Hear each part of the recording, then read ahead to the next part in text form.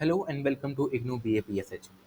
तो आज हम BPSC 143 state politics in India का 12th यूनिट देखने जा रहे हैं और इस यूनिट का पार्ट 2 आज होने वाला है, जहां पर आज हम OBCs के बारे में जानेंगे, इनसे क्या क्या इश्यूज निकल के आते हैं इसके बारे में भी जानेंगे और लास्ट में हम विमेन के बारे में भी जानेंगे कि विमेन का क्या रोल रहता है हमारे इंडिया की स्टेट पॉलिटिक्स में।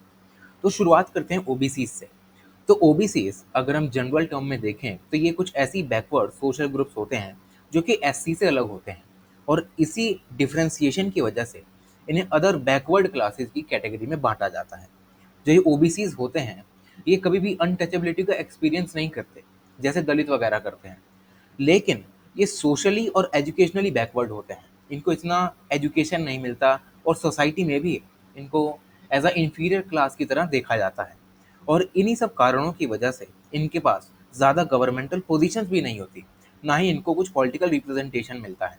तो इन्हीं सब रीजंस की वजह से हम देख सकते हैं कि जो ओबीसीज हैं वो सोशली और एजुकेशनली बैकवर्ड क्लास में माने जाते हैं। तो ट्रेडिशनल तौर पे देखें तो जो ओबीसीज होते हैं इनमें जजमानी सिस्टम चलता है। जैसे ब्राह्मणिकल ट्रेडिशन में बीपीएससी 112 में हमने देखा था कि कैसे वर्ण सिस्टम होता है जहाँ पर सबसे ऊपर ब्राह्मण होता है, देन क्षत्रिय, देन वैश्य और लास्ट में आता है शूद्र। तो एक सोशल हायरार्की बनी होती है। तो सेम सिस्टम हमें ओबीसीज में भी नजर आता है, जिन्हें ये जजमानी सिस्टम के नाम से पुकारते हैं, जिसमें सबसे ऊपर होती है हायर कास्ट, फिर मिडिल क्लास और फिर लास्ट में आती है लोअर क्लास। तो जो ट्रेडिशनल ऑक्यूपेशन होती है इसमें मिडिल क्लास की, वो होती है लैंड कल्टीवेशन की। मतलब इनके पास ज़मीनें होती हैं और इन ज़मीनों पे वो खेती करते हैं। और इन मिडिल क्लास के नीचे जो लोग आते हैं उनको कुछ ट्रेडिशनल सर्विसेज प्रोवाइड की जाती हैं, वो क्या होती हैं हम आगे देखेंगे। तो इस सेक्शन में हम ये देखेंगे कि किस तरीके से जो ओबीसीज हैं उनको डिवाइड किया जाता है, जिसमें जो लैंड ओनिंग कास्ट होती हैं या जो अपर ओबीसीज होते हैं सबसे पहले वो आते हैं।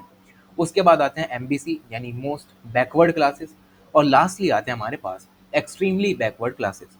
कुछ स्टेट्स में जो सोशली और एजुकेशनली बैकवर्ड क्लासेस होती हैं वो ये डिमांड करती हैं कि उनको एमबीसीज के तौर पर रिकॉग्नाइज किया जाना चाहिए और ये डिमांड इसी वजह से उठती है कि इनको किसी तरीके का कुछ रिजर्वेशन का लाभ मिल जाए या किसी सरकारी, हम कह सकते हैं कि कोई स्कीम है तो उनमें इनको लाभ मिल जाए। तो इनको अपना सोशल स्टेटस बढ़ाने के लिए ये सारी डिमांडें जो हैं वो सरकार के सामने रखती हैं। तो अगर हम इनके ऑक्यूपेशनल और सोशल कॉम्पोजिशन पे जाएं तो ये कास्ट जेनेरिक तौर पर हम ओबीसीज के नाम से ही जानते हैं, जिसमें मिडिल क्लास होती है, एक हायर कास्ट होती है और एक लोअर कास्ट होती है। मिडिल क्लास का जो काम होता है वो होता है कल्टीवेटिंग लैंड, मतलब खेती वगैरह करते हैं। और उसके बाद जो इनके नीचे के लोग होते हैं उनको कुछ ट्रेडिशनल काम दिए जाते हैं, जैसे कि कोई नाई है, कोई कारपेंटरी का काम करता है, कोई कुम्हार है, कोई वाटर कैरियर है, या ऐसे लोअर कास्ट जो वो जो मिडिल क्लास ओबीसी होते हैं, इनसे जो नीचे की कैटेगरी होती है ओबीसीज की, वो ये सब काम संभालती है अकॉर्डिंग टू द जजमानी सिस्टम। तो ये जो कास्ट का नंबर होता है इनका, किसी ओबीसी का और इनकी ओबीसी पॉपुलेशन का, तो ये स्टेट टू स्टेट वेरी करता है। तो ये हमारे लिए इम्पॉर्टेंट है ये नोट करना कि जो क्लासेस एक स्टेट में लोअर सोशल हायरार्की में है वो ये नहीं कि दूसरी, ये ज़रूरी नहीं है कि दूसरी स्टेट में भी वो लोअर हायरार्की में ही होंगे, क्या पता वो मिडल में आ गई हों, क्या पता वो किसी और स्टेट में हायर कास्ट की हों। तो ये सारी चीज़ें स्टेट टू स्टेट वेरी करती हैं। और अगर हम सेंट्रल लेवल पे भी जाएं तो सेंट्रल लेवल में किसी भी मिडिल क्लास जो लैंड ओन करता है उसे ओबीसी माना ही नहीं जाता है, उसे एक दूसरी क्लास मानी जाती है, फार्मर क्लास मानी जाती है। तो सेंट्रल लेवल पे अगर हम बात करें कि जिन मिडिल कास्ट ओबीसीज के पास लैंड की ओनरशिप है या जो कल्टीवेशन में इन्वॉल्व हैं तो उनको सेंट्रल लेवल पे देखें तो ओबीसीज रिकॉग्नाइज नहीं किया जाता। ये सब स्टेट लेवल पर चलने वाली चीज़ें हैं। तो ये सारी हमारे पास कुछ एग्जांपल्स भी हैं, जैसे कि यादव, गुर्जर और राजस्थान, कोहरीज, कुर्मीज, जाट, ये सब नॉर्थ इंडियन स्टेट्स में आते हैं, जैसे कि दिल्ली, यूपी, बिहार, राजस्थान में। तो ये सब यहाँ पर तो मिडिल क्लास ओबीसी होंगे जिनके पास लैंड होगी, लेकिन सेंट्रल लेवल पे अगर हम जाएंगे तो इनको ओबीसी रिकॉग्नाइज ही नहीं किया जाता है। उसके बाद अगर हम देखें तो डिफरेंट कास्ट ग्रुप, जो कि एक ओबीसी की ब्रॉड कैटेगरी होती है, इन सभी कास्ट ग्रुप ने मिलकर इंडिया की स्टेट पॉलिटिक्स में एक अच्छा खासा इम्पैक्ट डाला है। और ये इम्पैक्ट इतना ज़्यादा है कि स्टेट ने सिंस द 1950s की जो मिडिल जो है ये ओबीसी है, ये लैंड रिफॉर्म्स की मांग करते हैं। और उसके बाद ये कहते हैं कि जो भी ज़मींदारी सिस्टम में जो बिचौलिए होते हैं, जो इंटरमीडियरी होते हैं, इनको हमें एबॉलिश करना चाहिए, ताकि जो ये हैं ये आसानी से अपने सारे ताम-झाम देख सकें और इनको आगे जाकर जो रिप्रेजेंटेशन है वो मिल सके और डिसीजन मेकिंग में भी ये अपना पार्ट ले सकें। तो 1950s से कहानी चलती हुई आ रही है, जहाँ पर हम ये देख सकते हैं कि कैसे 1950 से पहले भी जो ओबीसीज हैं वो ये डिमांड रख रहे हैं कि स्टेट को इनके लिए कुछ पॉलिसीज बनानी चाहिए और within the caste system state को अपनी पॉलिसीज को चेंज करना चाहिए according to the demands propose by the OBCs. तो ये सब काम हुआ यहाँ पर 1950s का।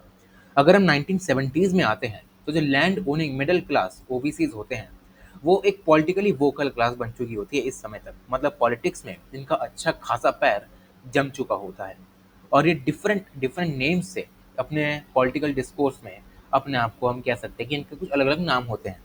जैसे कि कुछ लोग इन्हें मिडल पीजेंट्स के नाम से जानते हैं, कुछ लोग रिच फार्मर्स कहते हैं, कुछ लोग बुलॉक कैपिटल्स के नाम से भी इनके जानते हैं, बुलॉक कैपिटलिस्ट। तो ये जो सारी चीज़ें हैं वो 1970s से यहाँ पर शुरू हो चुकी हैं, जहाँ पर पहले के टाइम पे अगर हम देखें तो 1950s से मिडिल क्लास जो ओबीसी है वो यहाँ पर पॉलिटिक्स में आना शुरू होता है और 1970s तक आते आते वो अच्छी खासी पकड़ इंडिया की पॉलिटिक्स में जमा लेता है। और ये सारी चीज़ें और ये सारा मोबिलाइजेशन जो ओबीसीज का होता है वो कुछ सोशलिस्ट ग्रुप्स द्वारा किया जाता है। जो सोशलिस्ट ग्रुप्स जनरली देखा जाए तो राम मनोहर लोहिया से ही इंस्पायर होते हैं, जिनका ये ऑब्जेक्टिव रहता है कि ओबीसीज का मोबिलाइजेशन करना है, मेन स्ट्रीम में इनको लाना है, इनके मुद्दों को उठाना है और इनको एम्पावर करना है। तो ये सारी चीज़ें होती हैं। उसके बाद हम बात करते हैं इनकी इश्यूज़ के बारे में।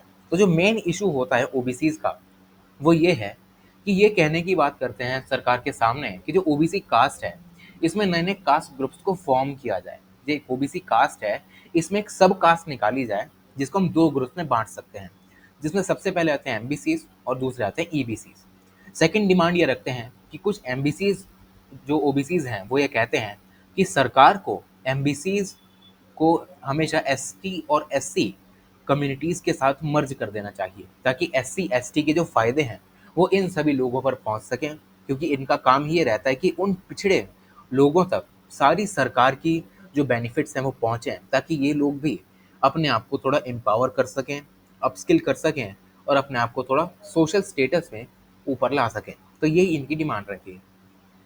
और तीसरी डिमांड ये करते हैं कि जो भी इनके कल्चरल सिंबल्स होते हैं इनकी कास्ट से रिलेटेड, इनको भी भारत रत्न जैसे अवार्ड से नवाजा जाए। इनके जो भी हीरोज़ हैं इनको भारत रत्न दिया जाए। इनके कास्ट हीरोज़ के नाम पर कुछ पब्लिक हॉलीडेज़ सरकार जो है वो इन्हें दे, ताकि इनके कास्ट आइकन्स की और जो इनके सिंबल्स और हीरोज़ हैं उनकी जहाँ पर लेगेसी है वो कायम रह सके। तो ये डिमांड रहती है यहाँ पर ओबीसीज़ की। तो जो ओबीसीज की डिमांड रहती है इन सभी को सुन के जो भारतीय सरकार है इन्होंने डिफरेंट वेज में इनको रिस्पॉन्ड किया है। यहाँ हमें कुछ इसके एग्जांपल्स में नजर आते हैं। जैसे कि 1999 में जो ओबीसी लिस्ट है राजस्थान में, उनको इसमें जो जाट थे इनको भी इंक्लूड कर लिया गया, ताकि जाटों को भी ओबीसीज का जो फायदा है वो मिल सके, except in Dholpur and Bharatpur regions, इन दोनों रीजन्स को छोड़ के। फिर सन 2000 में दिल्ली में भी जाटों को ओबीसीज में और यूपी में भी सन 2000 में जाटों को ओबीसीज में जो है इनको इंक्लूड कर लिया गया। 2014 में जो महाराष्ट्र की सरकार है इन्होंने जो मराठा कम्युनिटी है उसको भी एक ओबीसी स्टेटस दे दिया, लेकिन ये आज के टाइम पे कोर्ट के द्वारा स्टेज पर लगा हुआ है। तो ये सारी चीज़ें हैं। उसके बाद आता है मंडल कमीशन रिपोर्ट। तो वहीं अगर हम ओबीसी के मोबिलाइजेशन की बात करते हैं कि इनको आगे बढ़ाने का काम, इनको एम्पावर करने का काम कब से चालू होता है, तो इसका एक लैंडमार्क इवेंट या हम कह सकते हैं कि लैंडमार्क एक जो रिपोर्ट है वो है हमारे पास मंडल कमीशन की रिपोर्ट। तो ये देखा जाता है कि सदर्न इंडिया में जो मोबिलाइजेशन है ओबीसीज का वो नॉर्थ इंडिया से पहले ही शुरू हो जाता है, लेकिन जो रिजर्वेशन होता है ओबीसीज का पब्लिक इंस्टीट्यूशंस में वो डिफरेंट डिफरेंट स्टेट्स में डिफरेंट डिफरेंट टाइम्स पर इंट्रोड्यूस किया जाता है और ये चीज़ें लेट 1970s में चलती हैं। लेकिन इसके बाद 1977 से 1979 की जो सरकार थी जनता पार्टी की, वो एक कमीशन बिठाती है जिसका नाम होता है मंडल कमीशन और बीपी मंडल इसके चेयरमैन होते हैं। तो इस कमीशन का ये मतलब रहता है कि जो भी ऐसे पिछड़ी जातियां हैं इनके बारे में इनको एनालाइज करना है, कितनी जातियां ऐसी हैं। उसके बाद इनके कुछ रिकमेंडेशंस भी होती हैं और यहीं से शुरुआत होती है पैन इंडिया लेवल पे ओबीसीज के रिप्रेजेंटेशन की। लेकिन ये जो रिपोर्ट होती है ये सबमिट तो हो जाती है 1980 में, लेकिन इसका जो प्रभाव है वो हमें वीपी सिंह की सरकार 1990 में हमें देखने को मिलता है, जहाँ पर ये जो चीज़ें हैं वो अब ग्राउंड पे इम्प्लीमेंट होना शुरू करती हैं। अब क्योंकि ये जो ओबीसीज हैं इनको एज अ सोशली हम कह सकते हैं कि इन्फीरियर क्लास की तरह देखा जाता है, तो उस समय पर बहुत सारी सरकारें भी इनको एज अ सपोर्ट बेस के लिए काम करती हैं ताकि इनके मोबिलाइजेशन के लिए आवाज़ उठाई जाए।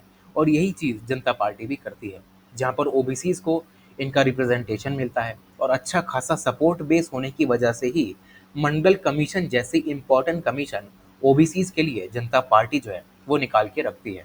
और इन रियल सेंस में देखें तो जो मंडल कमीशन की रिपोर्ट थी वो एक पहली ऐसी रिपोर्ट थी जिसने ओबीसीज को ऑल इंडिया लेवल पे पहली बार रिजर्वेशन का इंट्रोडक्शन दिया था। लेकिन इससे भी पहले अगर हम आज़ादी से पहले की बात करें 1950s में, आज़ादी के टाइम की, तो जब भारत का संविधान 26 जनवरी 1950 को प्रभाव में आया तो आर्टिकल 340 जो था उसमें एक मैंडेट था कि जो भारतीय राष्ट्रपति है उसको एक कमीशन बिठानी है, जिसका मतलब ये होगा कि जो भी एजुकेशनली और सोशली बैकवर्ड क्लासेस हैं उनका आइडेंटिफिकेशन किया जाए और ये इन्वेस्टिगेशन की जाए कि क्या ऐसे कारण हैं जिनकी वजह से ये जो क्लासेस हैं वो इनको एजुकेशन नहीं मिल पा रही है, सोसाइटी में इनको सही से दर्जा नहीं दिया जा रहा है, किस तरीके से इनको ट्रीट किया जा रहा है। तो इन सभी की इन्वेस्टिगेशन का काम यहाँ पर जो प्रेसिडेंट हैं वो एक कमीशन के द्वारा बनाते हैं। और इसमें हमारे पास दो मुख्य कमीशन आती हैं, जिसमें जो पहली कमीशन होती है बैकवर्ड क्लासेस कमीशन, वो 1953 में अपॉइंट की जाती है अंडर दी चेयरमैनशिप ऑफ काका कालेलकर, जो कि एक गांधीयन फिलोसफर होते हैं और जो कांग्रेस पार्टी से बिलोंग करते हैं। तो जो एक कालेलकर कमेटी होती है ये अपनी रिपोर्ट का 1955 में पब्लिश करती है, सबमिट करती है प्रेसिडेंट के सामने। और ये कहते हैं कि इन्होंने 3000 से ज़्यादा कम्युनिटीज़ को आइडेंटिफाई किया है जो कि सोशली और एजुकेशनली बैकवर्ड क्लासेस के तौर पर अ, हम कह सकते हैं कि ट्रीट की जाती हैं पूरे इंडिया में।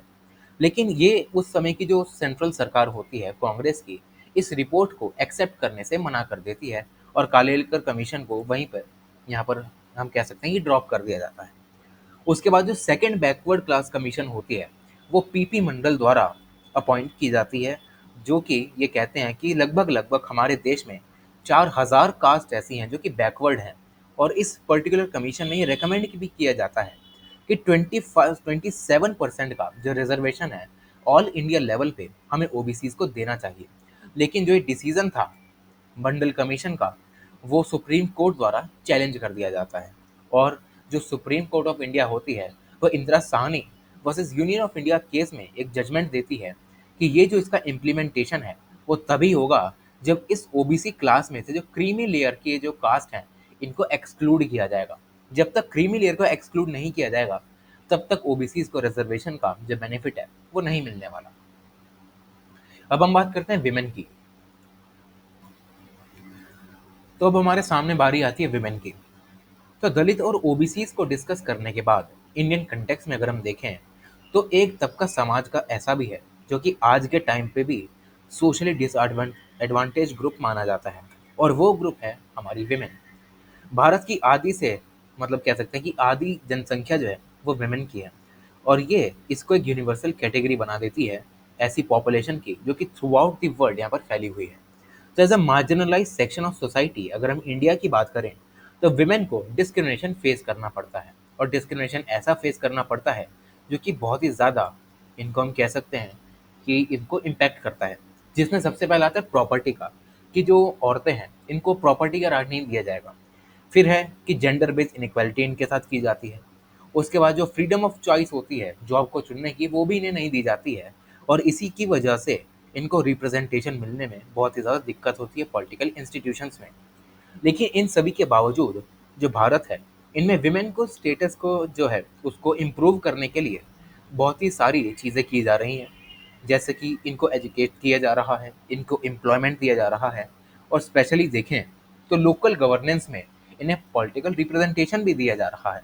जहां हमने पिछले कुछ यूनिट्स में पंचायती राज के बारे में पढ़ा था, जहाँ पर 73rd और 74th अमेंडमेंट की बात की थी, तो वहाँ भी हमने देखा था कि कैसे विमेन को 1/3 यहाँ पर हम कह सकते हैं कि रिजर्वेशन दिया जाता है ताकि विमेन को एम्पावर किया जा सके।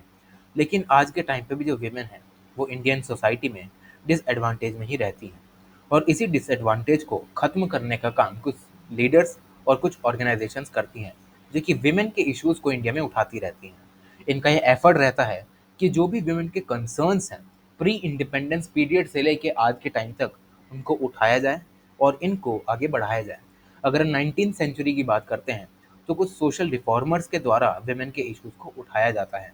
जिन रिफॉर्मर्स का हम यहाँ पर एग्जाम्पल देखने वाले हैं, उनका ये मतलब रहता है कि जो भी इल एक्टिविटीज़ सोशली यहाँ पर प्रैक्टिस की जा रही हैं विमेन के अगेंस्ट, जो कि विमेन की डिग्निटी, उनके राइट्स को वायलेट करती हैं, जैसे कि सती, चाइल्ड मैरिज और विडो रीमैरिज, इन सभी को हम खत्म करेंगे।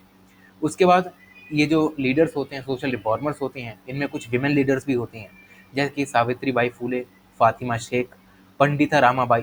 तो ये तो सारी चीज़ें हैं, वो हम यहाँ पर देख सकते हैं कि कैसे जो विमेन के कॉन्सेप्ट हैं या विमेन के जो कंसर्न्स हैं, वो कुछ सोशल रिफॉर्मर्स द्वारा उठाए जाते हैं ताकि विमेन की कंडीशन को इम्प्रूव किया जा सके। उसके बाद अगर हम विमेन के मोबिलाइजेशन की बात करें, तो विमेन रिलेटेड कुछ ऑर्गेनाइजेशंस हमारे देश में ऐसी काम कर रही हैं जो कि विमेन को मोबिलाइज करने का काम करती हैं। जैसे कि चिपको आंदोलन मूवमेंट में हमने देखा कि कैसे जो पेड़ों को, हम कह सकते हैं कि पेड़ों को हग करने का जो काम है वो यहाँ पर लोगों ने किया, जिसकी शुरुआत गौरा देवी ने की।